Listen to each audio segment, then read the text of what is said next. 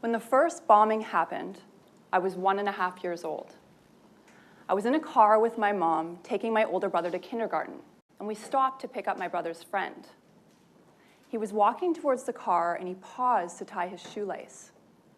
At that moment, dynamite under the car exploded, and the front passenger seat that he was about to sit on was torn to shreds. Miraculously, no one was injured. There were 4 more bombings over the next 1.5 years.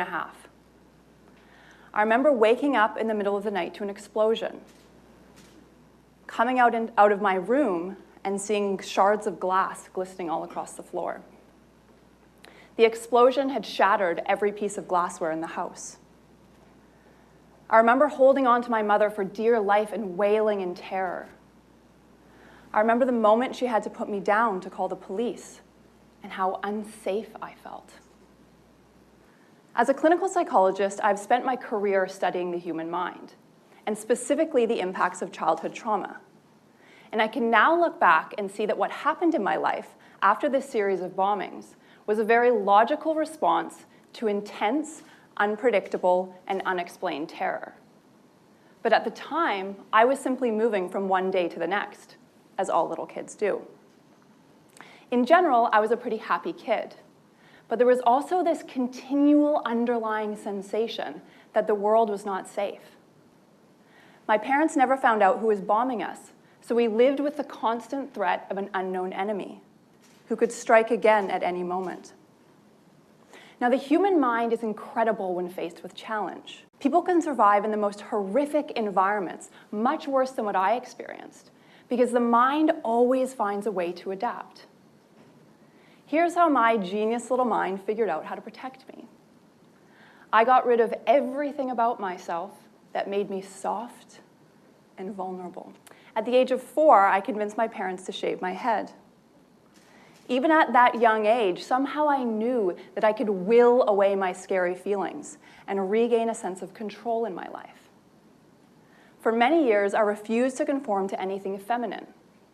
It wasn't until I was 25 that I started buying dresses or brushing my hair. As I grew, this also turned into an obsession with all things dangerous. I jumped out of airplanes and off of cliffs. I rode motorcycles. I traveled alone. I hitchhiked. I sailed with strangers across foreign seas. I read about serial killers for fun and dreamed of becoming a criminal profiler. I did anything I could to prove to myself and to the world that I wasn't scared, that I wasn't vulnerable. Somewhere along the way, I also found out that if I pleased people, they would be nice to me. Validation and connection drowned out my constant state of uneasiness and terror, so I started wanting to be around people all the time. I became exceptionally good at making friends so that I never had to be alone. Because when I was alone, the feelings came back. They always came back. To the outside world, I appeared happy, outgoing, adventurous, and surrounded by friends. I had learned to mask my fear so well, even I didn't know it was there. When I was 16, I went away to a summer camp. My parents came to pick me up when it was over, and they took me and my brother to a park. They sat us down and they told us, "We're getting a divorce, and Mom's moving to another country." And then they put me on a plane to fly home alone. When we'd originally planned for me to spend a month at home without my family that summer, it sounded like a great idea. I was 16 after all. But then things changed. I remember the night I arrived home to an empty house, knowing I had another whole month there alone. I remember feeling so lost and lonely and devastated. But most of all, I remember feeling terrified of all these emotions. My mind was frantic. I was desperate for something, anything, to get me back to safety. This is what we call complex trauma. One difficult experience that we don't know how to cope with layered on top of another one. But again, the mind is an incredibly adaptable tool. my mind looked for something even more intense to silence this new onslaught of unbearable and overwhelming feelings. And that is when I discovered sex. Having sex accomplished two things for me. First, it filled me with intense feelings of excitement and pleasure that effectively masked this new depth of pain. And second, being in a romantic relationship with someone meant they were less likely to leave me.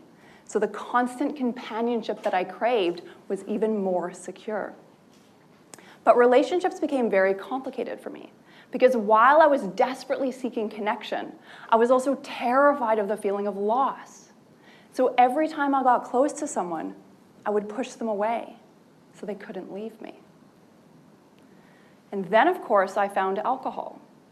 I learned that this magical substance could utterly obliterate all of my unwanted emotions for an entire night. So I drank, heavily. To the outside world, I was the life of the party.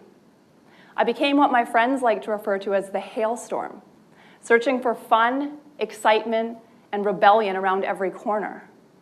But what I was really searching for was an escape. I wasn't just looking for fun, I needed fun, because it was the only thing standing between me and my terrifying feelings of loss and loneliness. I remember coming home on a number of occasions after the fun had worn off and wondering what would happen if I walked in front of a car or jumped off a balcony. Throughout all these experiences, I had no idea what was going on behind the scenes of my own mind, until life finally slapped me so hard that I had no choice but to stop and notice. I had just broken off an engagement, the last in a string of men that I had left suddenly and with no explanation. I was out partying with my friends, my pain buried deep within me. I hadn't eaten enough or gotten enough sleep. My mind was way too preoccupied for self-care. I stumbled out of bed sometime in the early morning, and I fainted in my bathroom, crashing to the floor, smashing my teeth, and breaking my nose. This was about when I finally started therapy. And for the first time, I was given the opportunity to stop and feel. As I moved towards my feelings rather than away from them, I started to realize that every single struggle I had in my life came from my fear of my own emotions. Because anytime I felt anything, I turned to binging, drinking, or obsessing over a relationship to distract myself, to protect myself. But what I learned is that when I embrace my feelings, I don't have to do those things anymore. My mind becomes free to see what's beneath my emotions. And what I have found at the core of my being, a place I ran from for so long, is not the never-ending chasm of loneliness I had assumed was there, but an unshakable mountain of love, of joy, and of purpose. A profound understanding that I have something to offer the world and nothing is going to stop me from offering it. I've been working with teenagers for the past 15 years all over the world, building programs to help heal the patterns I see in them that are such a mirror for my own experiences. And what I have come to understand is that youth mental health is not as complicated as we make it out to be. Yes, we are in a mental health crisis. Teenagers are killing themselves. They are walking into classrooms with guns. But this is not because there's something wrong with them. We can't find all the crazy ones and fix them because there's nothing to fix. The only way we can stop this downward spiral is if we recognize what's really going on for these kids. They have experienced something hard. They're feeling things they don't know how to cope with. Their mind is trying to avoid these feelings, and like me, they're doing things that make no logical sense. Because a mind avoiding pain is not in the business of making sense. It's in the business of avoiding pain. As a culture, the reason we haven't solved our youth mental health crisis is because we're coming at it from entirely the wrong perspective. Humans feel, and feelings are truly miraculous things. We want to label some feelings as good and some as bad, but our difficult feelings are what guide us in knowing what's true and not true for us. When we're lying, we feel uncomfortable. This is normal. I don't know about you, but I want to live in a world where people feel uncomfortable when they lie, so they start telling the truth. We're creating a world where we're losing touch with ourselves because we're pushing away our difficult emotions.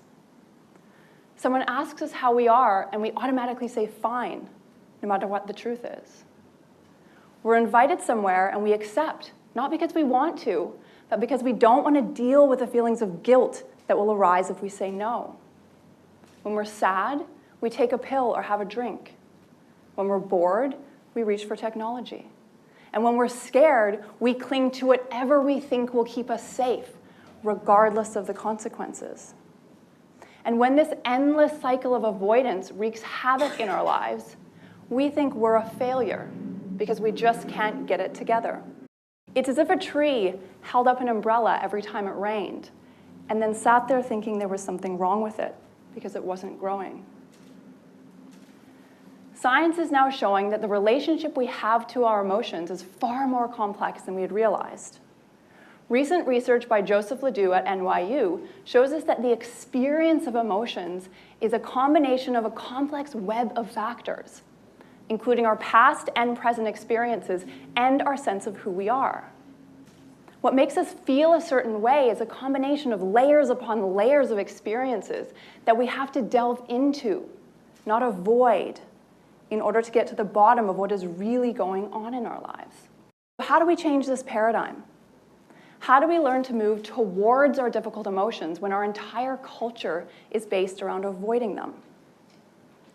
By realizing that what we're feeling is normal and seeing that everyone else feels it too.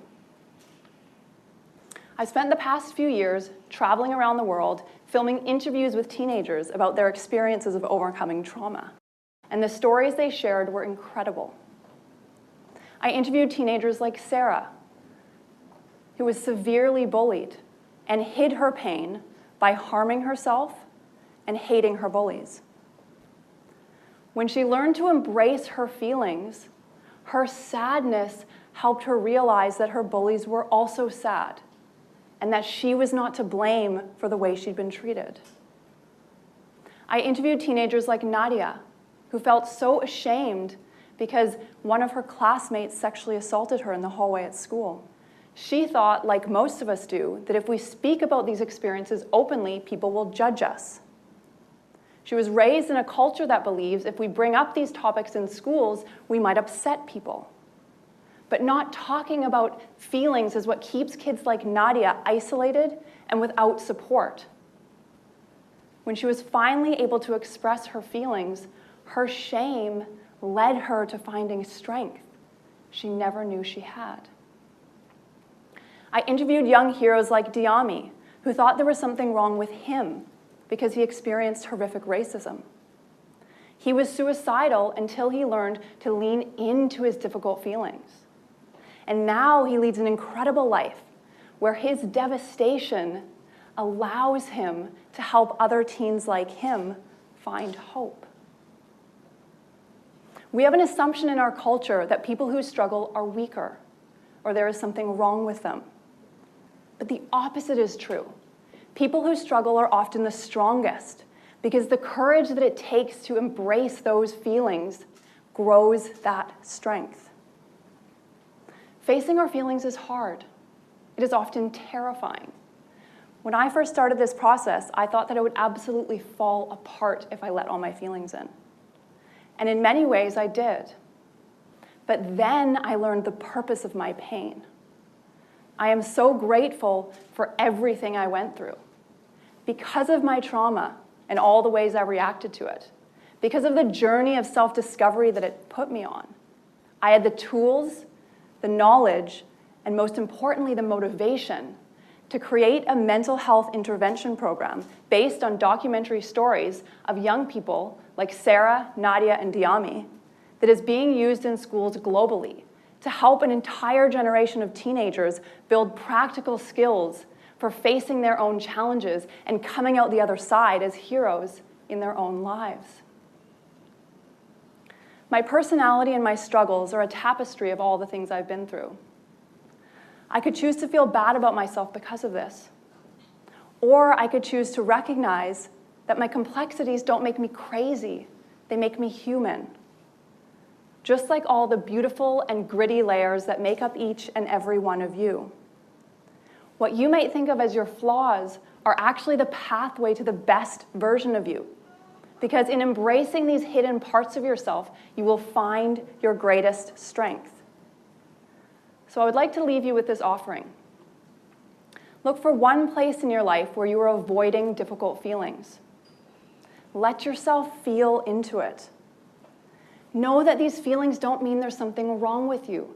They mean you've experienced something hard. Resist the urge for just a moment to reach for a phone or a treat. Tell someone about your pain. Focus on what you can learn from these feelings and how these feelings can guide you in your life. When someone else is hurting, let their pain be okay too. You don't need to do anything else but listen.